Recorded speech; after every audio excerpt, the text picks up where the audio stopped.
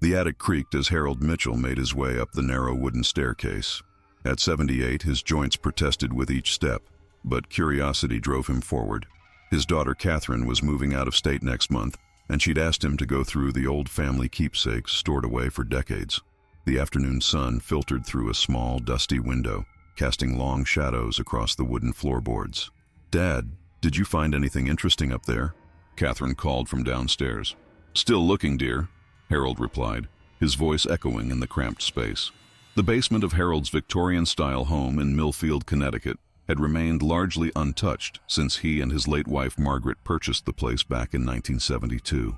Boxes of memories sat stacked against the walls, photo albums, old toys, and remnants of a life built over decades.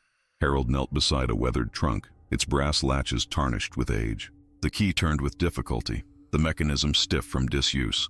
Inside lay several leather-bound photo albums, their pages yellowed with time. Harold lifted the topmost album, blowing a thin layer of dust from its cover. "Let's see what we have here," he murmured, opening to the first page. The photographs inside were mostly familiar. Family gatherings from the 1950s and 60s, his wedding day in 1968, Catherine as a toddler. But as he turned the pages, he came across an envelope he didn't recognize, tucked between the last pages of the album. The paper was brittle, and written across it in fading ink was a single word: Providence. Harold's brow furrowed. Providence was his father's hometown in Rhode Island, a place Harold had visited only a handful of times as a child. His father, Edward Mitchell, had rarely spoken of his early life there, having left abruptly in 1948 to start anew in Connecticut. With careful fingers, Harold opened the envelope and slid out a single black and white photograph. The image showed a street scene from what appeared to be the 1940s. Men in fedoras and women in modest dresses walking along a tree-lined street. A funeral procession was visible in the background, a casket being carried from a church by 6 pallbearers, while mourners stood with bowed heads. Harold was about to place the photo back in its envelope when something caught his eye. He squinted, bringing the photograph closer to his face. Among the mourners, partially obscured but unmistakable, was a face he recognized immediately. His own. The photo slipped from Harold's trembling fingers. That was impossible. This photograph had to be from 1947 or 1948, based on the clothing styles and the old Plymouth sedans parked along the curb. Harold would have been barely a year old at that time, still living with his parents in Boston, miles away from Providence. Yet there he was, not as a child, but as he appeared now, in his late 70s, standing among the mourners at a funeral that had taken place some 75 years ago. "Dad?" Catherine's voice startled him. She stood at the top of the stairs, concern etched on her face. "You've been up here for over an hour. Are you okay?" Harold quickly gathered the photograph and slipped it into his shirt pocket. "I'm fine. Just lost track of time. There's so much to go through." Later that night, after Catherine had gone home, Harold sat at his kitchen table, the photograph laid out before him. Under the harsh light of his reading lamp, he examined every detail. The church in the background was St. Mary's, one of the oldest in Providence. The funeral procession was emerging from its grand double doors, mourners spilling onto the street, and there, standing at the edge of the crowd, was his own face, unmistakable despite the grainy quality of the old photograph. Same thinning white hair, same wire-rimmed glasses, same slight stoop to his shoulders. Harold felt a chill run down his spine. He turned the photograph over. Written in faded pencil was a date, April 17th, 1947, and beneath it, in a different hand, Edward's final day. Edward, his father's name, but that made no sense. Edward Mitchell had died in 1989, not 1947. Harold had been at his bedside in the hospital, had arranged the funeral himself. This couldn't be his father's funeral, unless... Harold reached for the phone and dialed his sister Martha's number. At 75, she was the only other living person who might remember those early days. "Martha, it's Harold. I need to ask you something. Did Father ever talk to you about Providence? About why he left?" There was a long pause on the other end of the line. When Martha finally spoke, her voice was cautious. "Why are you asking about this now, Harold? I found something. A photograph. Please, Martha, this is important." Another pause. He didn't like to talk about it. There was some trouble. Something to do with a man who died. Father never gave me details, but Mother once told me he'd been questioned by the police. Shortly after, we moved to Connecticut and never went back. Harold's heart raced. Do you know the name of the man who died? I don't. Why? What's in that photograph? Harold couldn't bring himself to describe what he'd seen. I'll tell you later. I need to look into something first. After hanging up, Harold spent the night searching through old family papers, looking for any mention of Providence or events from 1947. He found nothing conclusive, only his father's discharge papers from the Army following the end of World War II, and a deed to a small house in Providence that had been sold in October 1947. The next morning, Harold called Catherine. I need to go to Providence, he told her.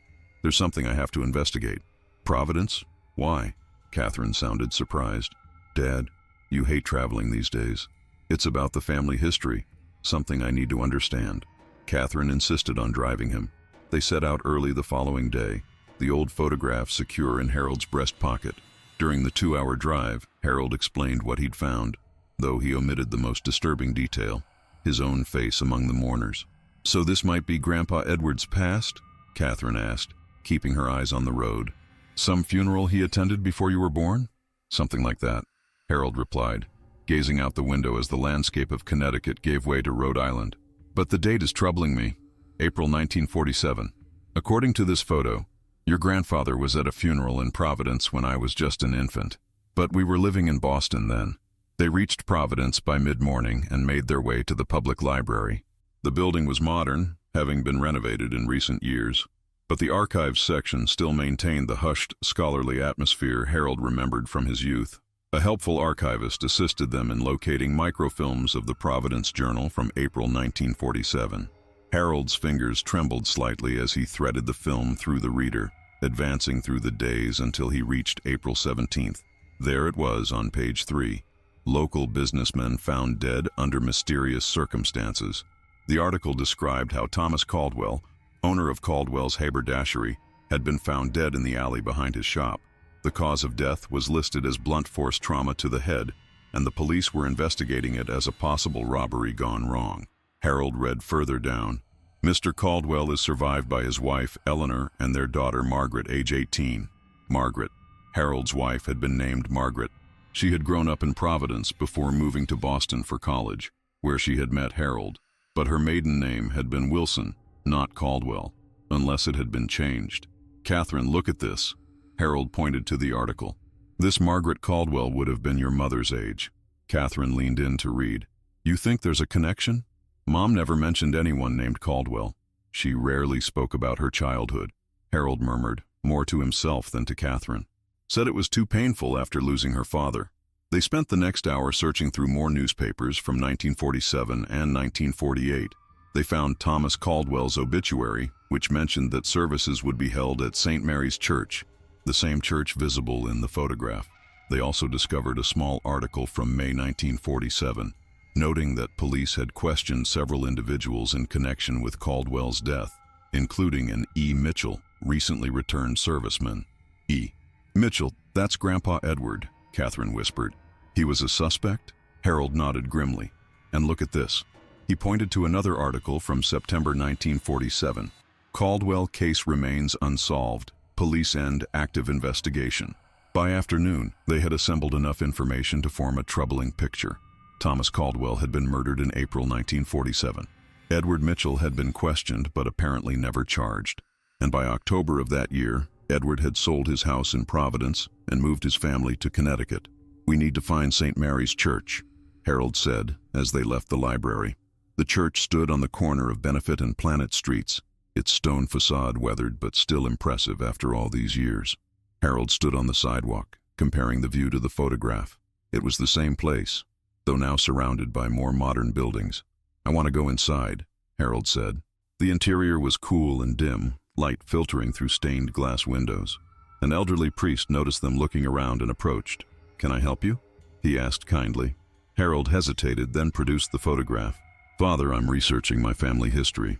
This photograph was taken outside this church in April 1947 during a funeral. The deceased was Thomas Caldwell. Would there be any church records from that time? The priest examined the photograph. Our records go back quite far. Let me see what I can find. He returned 20 minutes later with a leather-bound registry. Here we are, April 17th, 1947. Thomas Caldwell's funeral service, presided over by Father Michael Donnelly. He looked up. Is Mr. Caldwell a relative of yours? Possibly connected to my late wife's family, Harold said carefully. Would there be a list of those who attended the service? No, I'm afraid not. But there is a note here. The priest pointed to a margin notation. It says, "Disruption during service. EM removed by ushers." Does that mean anything to you? Harold and Catherine exchanged glances. EM, Edward Mitchell. After thanking the priest, they walked slowly back to the car. "Dad, what's going on here?" Catherine asked. "It sounds like Grandpa Edward was thrown out of this man's funeral, and he was questioned by police about his death." Harold took a deep breath. "I think your grandfather may have been involved in Thomas Caldwell's death, and I think there's a connection to your mother that I never knew about." They drove to a small diner to collect their thoughts over coffee. Harold stared out the window at the Providence streets, trying to imagine his father walking these same paths as a young man, fresh from the war. "We need to find Margaret Caldwell," he said finally. "If she was Thomas Caldwell's daughter and the same age as your mother, there might be a connection we're missing." A search of public records led them to the Providence City Clerk's office, where they discovered that Margaret Caldwell had indeed changed her name to Margaret Wilson in October 1947, just before her 19th birthday. The address listed on the name change application was in Boston. "Mom's maiden name was Wilson," Catherine said, her voice hushed. "But that would mean that your mother was Thomas Caldwell's daughter," Harold finished. "She changed her name after his death and moved to Boston, where she later met me." But that still didn't explain the photograph, or why Harold's elderly face appeared among the mourners at a funeral that had taken place decades before. As evening approached, they checked into a small hotel. Harold couldn't sleep, his mind racing with questions. Around midnight, he took out the photograph again, studying it under the bedside lamp. Something about the church background caught his attention. There appeared to be a small plaque or sign visible on the church wall, partially obscured by the funeral attendees. Harold reached for his reading glasses and the hotel's magnifying glass, focusing on that section of the image. He could just make out a few words. "Memorial. Dedicated. 2003. Harold felt as if the floor had dropped out from beneath him. 2003? But the photograph was supposedly from 1947. The clothing, the cars, everything about it suggested the 1940s. Yet there, in the background, was evidence that the photograph couldn't possibly have been taken before 2003. With shaking hands, he flipped the photo over again. April 17, 1947, and Edward's final day. The handwriting was faded but clear. Unless it wasn't a date. Unless 1947 referred to something else entirely. Harold barely slept. At first light, he woke Catherine and explained his new theory. "I don't think this photograph is from 1947, he said. "I think it was made to look that way. Notice how everyone is dressed in 1940s clothing, but there's a memorial plaque in the background that couldn't have existed then." "But why would someone create a fake 1940s photograph?" Catherine asked, still groggy from sleep. "I'm not sure yet, but I intend to find out."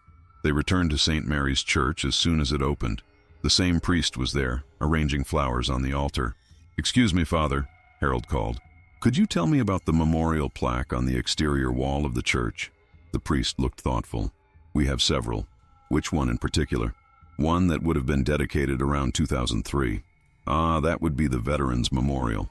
It honors parishioners who served in various conflicts, from World War I through to more recent operations. It was dedicated in 2003, yes. And has the church ever been used as a film location, or for historical reenactments?" The priest's eyebrows rose. "As a matter of fact, yes.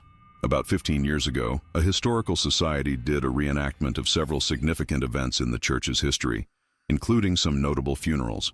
They dressed in period clothing and everything. I believe they took photographs for an exhibition." Harold felt a chill. Would one of those reenactments have involved Thomas Caldwell's funeral from 1947? The priest frowned. "I'm not certain. The organizer was a local historian, quite passionate about Providence's past. Eleanor Winters was her name. She might be able to tell you more." Eleanor Winters lived in a modest apartment in downtown Providence. When Harold called to explain his interest, she agreed to meet with them that afternoon. Her living room was filled with books and historical memorabilia. Eleanor herself was a sprightly woman in her 70s, her silver hair pulled back in a neat bun. "So you're interested in the St. Mary's historical reenactments?" she asked, offering them tea. "That was quite a project. We recreated 7 significant events from the church's history, from its founding in 1853 to modern times. Was Thomas Caldwell's funeral one of them? Harold asked. Eleanor's face registered surprise. Yes, it was. The Caldwell case was quite notorious in its time. A respected businessman murdered, the case never solved. How did you know about that? Harold produced the photograph. I found this among my father's belongings. It appears to show that funeral, but I've realized it can't be from 1947 as the date suggests. It must be from your reenactment. Eleanor examined the photograph, her expression growing increasingly puzzled. This isn't one of our official photographs. Our photographer used a digital camera, and the images were in color, though some were converted to black and white for the exhibition. She pointed to several details. And this isn't quite right. Our reenactment took place inside the church, not on the steps, and we didn't have nearly this many participants. Could someone have taken their own photographs during the event? Catherine asked. Certainly many attendees did, but this... Eleanor trailed off, studying the image more closely. May I ask why your father had this? Did he participate in the reenactment? No, Harold said. He passed away in 1989. That's why finding this photograph was so confusing. It couldn't possibly have been in his possession. Eleanor's eyes widened slightly. Your father, what was his name? Edward Mitchell. The teacup in Eleanor's hand clattered against its saucer. Edward Mitchell? From Providence? Harold nodded. He lived here until late 1947, when he moved to Connecticut. Eleanor set her cup down carefully and rose from her chair. Wait here a moment. She disappeared into another room and returned with a folder. I've been researching Providence's unsolved crimes for a book. The Caldwell case has always fascinated me. She opened the folder and spread several documents on the coffee table. Edward Mitchell was the primary suspect in Thomas Caldwell's murder, though he was never charged due to lack of evidence. We discovered that much at the library, Harold said, but we still don't understand why this photograph exists or what it means. Eleanor selected a newspaper clipping from her collection. According to police interviews, Edward Mitchell and Thomas Caldwell had a serious altercation the week before Caldwell's death. Witnesses reported hearing Mitchell threaten Caldwell, saying, "You'll regret the day you ever met me, 1947. 1947? Harold repeated. Not in 1947 or since 1947. That's what the witness statement says, just 1947. The police thought it might be a reference to an address or an amount of money, but they never determined its significance. Harold felt a cold clarity settling over him. It wasn't a date on the back of the photograph. It was a case number, or a code of some kind. Edward's final day, 1947. Eleanor nodded. The other interesting connection is Margaret Caldwell, Thomas's daughter. After her father's death, she changed her name and moved to Boston. There were rumors that she had been involved with a returned serviceman, against her father's wishes. Edward Mitchell, Catherine said softly. My grandfather. But that would mean, Harold began, that Margaret Caldwell and your wife Margaret Wilson might have been the same person. Eleanor finished. Did your wife ever speak of her father or her early life in Providence? Harold shook his head slowly. She said her parents died when she was young. She was raised by an aunt in Boston. We met in college in 1966. Dad, Catherine's voice was urgent.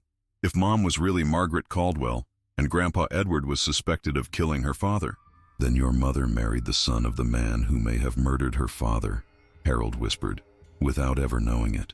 The three sat in stunned silence for a long moment. But that still doesn't explain the photograph, Harold said finally, or why my face appears in it. Eleanor examined the photograph again. This is very strange.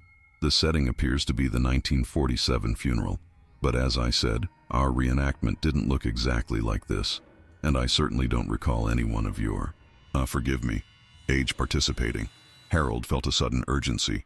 I need to see all the information you have about the Caldwell case and about Edward Mitchell. For the next 2 hours, they pored over Eleanor's research. The picture that emerged was disturbing. Edward Mitchell had returned from World War II with psychological scars. He'd taken a job at Caldwell's haberdashery, but was fired after only 3 months. Around the same time, he'd begun seeing Margaret Caldwell secretly. Thomas Caldwell had discovered the relationship and threatened to have Mitchell arrested if he didn't leave town. Days later, Caldwell was found dead. The police suspected Mitchell, but they couldn't place him at the scene, Eleanor explained. He had an alibi. He claimed to be at a movie theater across town. And Margaret? Harold asked. Was she ever suspected? No. By all accounts, she was home with her mother that evening. But within months of her father's death, she had changed her name and left Providence. Harold stared at the document spread before him, trying to make sense of it all. His father, a possible murderer, his wife, the victim's daughter, and himself, somehow appearing in a photograph of events that had occurred before he was born, or in a reenactment that had taken place after his father's death. "I need to go back to the church," he said suddenly. The afternoon sun cast long shadows across St. Mary's steps as they approached. Harold positioned himself where the funeral procession stood in the photograph, looking back toward the street. "This is wrong," he said. "The perspective is off. This photograph wasn't taken from the street looking at the church. It was taken from these steps, looking toward the crowd." He pulled out the photograph again. "See how the angles don't quite match?" The photographer was standing here, capturing the reaction of the crowd to the funeral procession. "But that doesn't explain the modern memorial plaque," Catherine pointed out. "Unless," Harold's mind was racing now, "unless this photograph is a composite, part authentic 1947 funeral, part modern reenactment. Someone combined elements from different time periods." They returned to Eleanor's apartment, where Harold explained his theory. "It's possible," she admitted. "Modern photo editing software can create very convincing composites. But why would someone do that? And how did it end up among your father's possessions?" "It couldn't have," Harold said firmly. "My father died in 1989. This photograph, or at least parts of it, must have been created much later. Someone put it in that album recently." "But who?" Catherine asked. "And why?" Harold had been turning this question over in his mind. The envelope was marked Providence. "Someone wanted me to come here to discover this history." "Margaret," Catherine said suddenly. "Mom died 3 years ago. Could she have left this for you to find?" Harold shook his head. "Your mother never went into that basement. She hated it down there. Said it gave her claustrophobia." "Then who?" A memory stirred in Harold's mind. Something Martha had said during their phone conversation. "There was some trouble. Father never gave me details, but Mother once told me he'd been questioned by the police." "My mother," Harold said slowly. "My mother knew what had happened in Providence. She was protecting my father's secret all those years." "But Grandma Helen died before I was born," Catherine objected. "She couldn't have planted that photograph." Harold's thoughts were interrupted by the soft chime of Eleanor's grandfather clock, marking the hour, 5 o'clock. Almost exactly 24 hours since they had arrived in Providence. "I need to make a phone call," Harold said. He called Martha again, this time putting the call on speaker so Catherine and Eleanor could hear. "Martha, it's Harold again. I'm in Providence, researching what happened with Father in 1947. There was a long silence. Then, "You shouldn't have gone there, Harold. I know about Thomas Caldwell. I know Father was suspected of killing him, and I know that Margaret Caldwell changed her name to Wilson and moved to Boston." Another pause. "How did you find all this?" "The photograph, Martha. The one that showed a funeral at St. Mary's Church. Why was it placed in that album? Who put it there?" "What photograph, Harold? You're not making sense." Harold described the image in detail. The funeral procession, the mourners, his own face among them. "Harold," Martha's voice was gentle now, concerned. "There is no such photograph. Not in Father's possessions, not anywhere. I'm holding it in my hand right now." Harold insisted. "Catherine can see it too, and Eleanor Winters, a local historian." "Catherine is with you?" Martha sounded alarmed. "Harold, listen to me. You need to come home right away. This obsession with Providence, it's not healthy. It's happening again, just like before." "Before? What do you mean, before?" "After Margaret died. You started talking about Providence then too, about Father's secrets. The doctor said it was part of your grief process, creating connections that weren't there." Harold felt as if the floor were tilting beneath him. "What are you saying?" "I'm saying there is no photograph, Harold. There never was. You've been struggling with these delusions for years, creating elaborate stories about Father and Margaret. The doctors called it confabulation, your mind creating false memories to fill in gaps." Harold looked down at the photograph in his hand. It was there, solid and real. Catherine could see it. Eleanor could see it, couldn't they? He looked up at Catherine, whose face had gone pale. "You do see the photograph, don't you?" Catherine reached out and gently touched his hand. "Dad, there's nothing there. You've been talking about a photograph since yesterday, but you've just been pointing at your empty hand." Harold stared at his daughter in disbelief, then back at his hand. The photograph was there, the funeral procession, the mourners, his own face among them, wasn't it? Eleanor? He turned to the historian. You saw it. You commented on it. Eleanor's eyes were filled with concern. Mr. Mitchell, you never showed me a photograph. You've been describing one in great detail, and I've been responding to your description, but you never produced an actual image. Harold felt his world tilting, reality slipping away. But the research, the Caldwell case, Edward Mitchell being a suspect, that was all real? Yes, Eleanor confirmed. Those historical facts are accurate. Thomas Caldwell was murdered in 1947, and an Edward Mitchell was briefly suspected, and Margaret Caldwell did change her name and move to Boston. I assumed you knew these things because you'd researched them, not because of a photograph. Harold turned back to the phone. Martha, are you still there? I'm here, Harold. Please come home. Catherine, bring him back to Connecticut. He needs his medication, and he needs to see Dr. Winters. Dr. Winters? Harold repeated, looking at Eleanor in confusion. Eleanor Winters is your psychiatrist, Dad, Catherine said gently. She's been treating you for 3 years, since Mom died. We came to Providence today for your regular appointment, but when we arrived, you started talking about a photograph and insisted on going to the library. Harold's mind reeled. None of this made sense. The photograph was real. He could see it, feel it between his fingers. And yet, if Margaret Wilson was really Margaret Caldwell, he said slowly, then she married the son of the man suspected of killing her father, without ever knowing it. That's what the doctors think triggered your break with reality. Martha's voice came through the speaker. When you discovered the truth about Margaret's past, about her connection to Father, your mind couldn't reconcile it.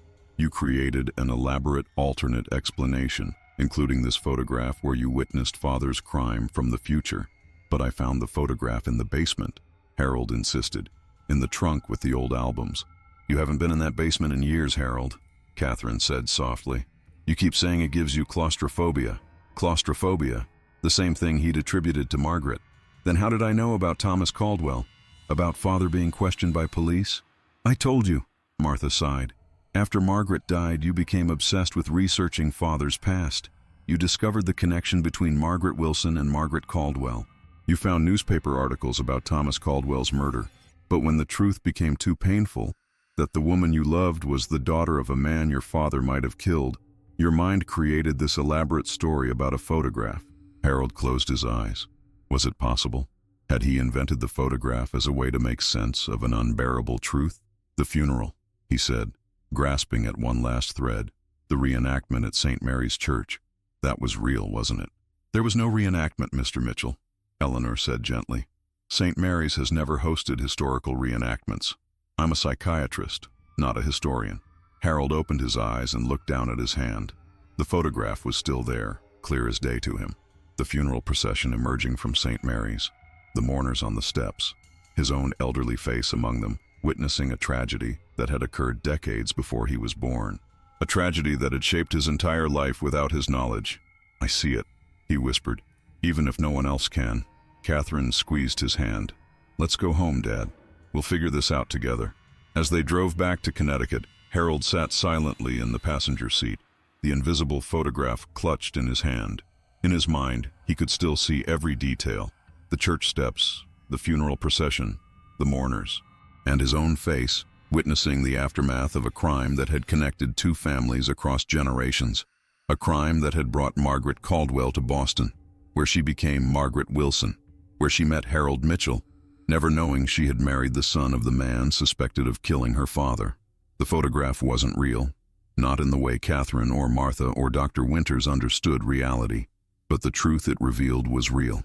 Somehow, Harold had been present at that funeral, across time, witnessing the moment that had set his entire life in motion.